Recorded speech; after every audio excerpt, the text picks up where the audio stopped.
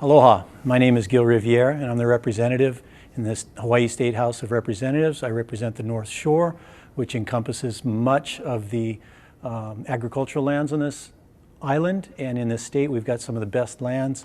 We've got a lot of reasons to protect this land and promote it and restore and enhance the agricultural aspects.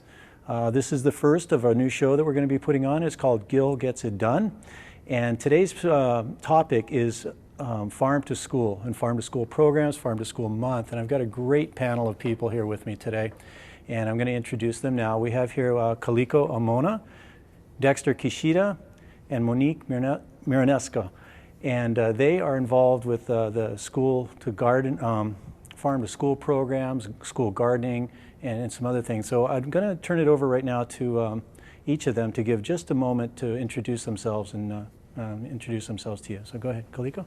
Aloha, I'm Kaliko Amona. I'm program director for the Aina in Schools program. We are a program of the Kokuka Hawaii Foundation.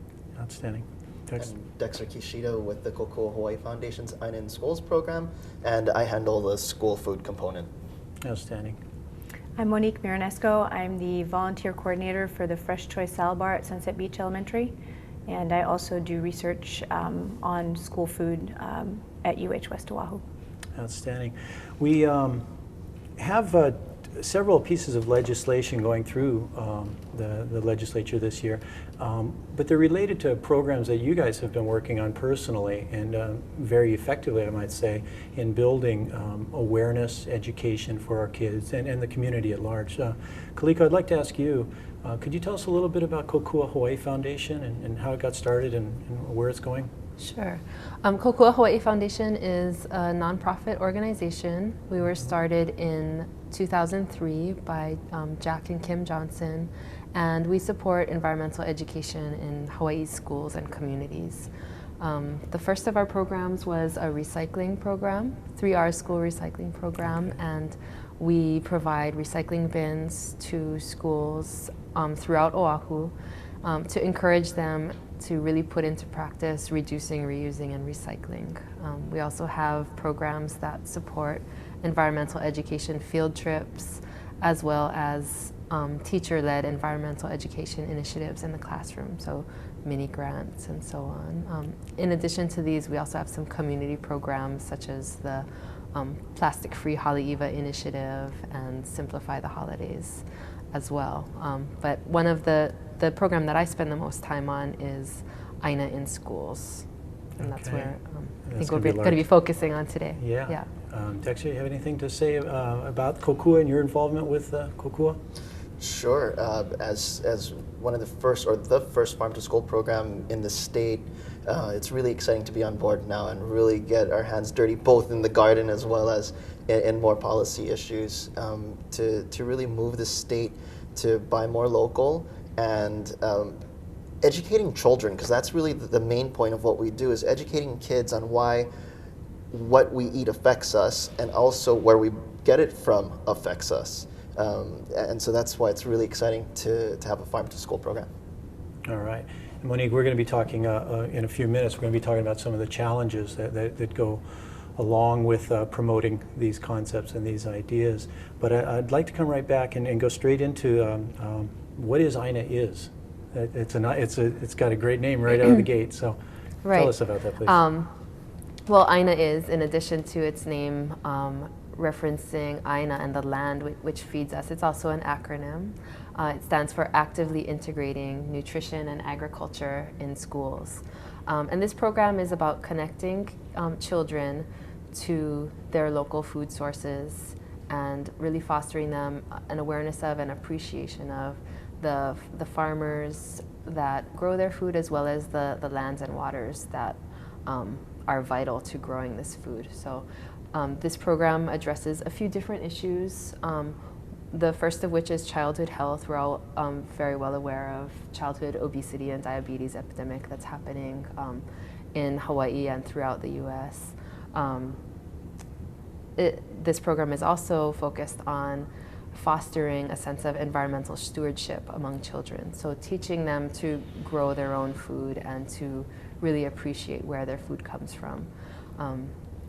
And finally supporting our local agricultural industry, as well as increasing our food security in Hawaii. So decreasing the distance between producer and consumer, and really strengthening all of the systems that provide food for our state. And it doesn't seem like it's right on time, because there's more and more talk about healthy foods. There's more and more talk about gardening in the backyard. Just this recent months, I put together a garden for my wife in the back, and the cucumbers, she gets excited. You know, the cucumbers are growing, and the bell peppers are there, and the beans, and it's fun. And I think we're not the only one. I think I think people are growing gardens all over the place, in a general awareness, and so the time is there. By some accounts, our food production, we import 85 to 90% of our fresh foods, and we talk about sustainability. We talk about providing for our needs in the case of some sort of disaster, or food preparedness, food security is all part of it, and it does seem to make sense that the efforts that you're talking about are helping people become aware and become ready and become willing to make it happen. Isn't that so? Anybody else want to share on that? As well as economic development, farming has kind of taken a different shape in some ways today. That it's there's farmers that really don't get their hands dirty, and yet run a great business, and is helping to grow the local economy, keeping the money within the state. There's an economic multiplier effect of something like 2.34%, where it'll then more than double your dollar that you spend on a local asparagus versus buying one that came in from the continental U.S. or elsewhere. So there's definitely an economic effect, and in these times we need it definitely. There's tons of programs out there that would love to have funding that are great, and there's just not a lot there. So now investing it in the not only tomorrow, but for our kids, and that's what we do. Yeah, I think one of the things that I like to point this out. You guys are, I'm sure, well aware of this. The eggs. There's local eggs, and there's the imported eggs, and if they've got that little U.S. stamp on the egg, it means it's been inspected on the mainland and brought in, and it makes it so much easier for me to go shopping now for something like, because everybody wants to support locally, but a lot of times they just don't know where the product is or what to look for, which I think leads us into some of the challenges of going forward. And I'd like to bring Monique in on this, and could you give us a little bit background on some of the concerns, issues, and what we need to do here? I guess there's a few things I'd like to pick up on, if that's okay, in terms of what Kaliko and Dexter just brought up. I think the childhood obesity, originally the school lunch program was created to fill kids with as many calories as you possibly could, because kids were starving. It was right after the Great Depression, and as we know now with childhood obesity, that's not the case anymore. So what we need is education for the kids, which is what Kokuka is doing, to enable them to understand nutritional issues and so forth. Also, the environmental stewardship component is so critical, not only for kids, but you mentioned getting people aware, raising awareness about product labeling. Where do things come from? People don't know. I think getting the kids to know where their food is grown is huge. We've been really lucky with Aina's help, or Kokuka's help, to be able to get a fresh choice salad bar instituted at Sunset Beach Elementary. I think it was last year. I guess it was 2010, early 2010.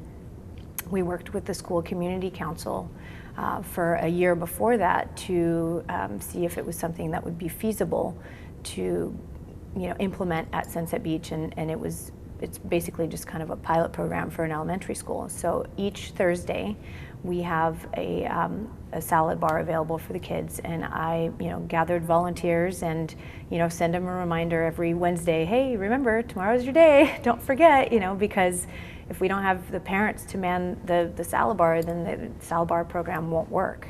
Having said that, the kids love it. They're so excited, oh, it's Thursday, and we've had really great increased participation in school lunch on Thursdays, which is great.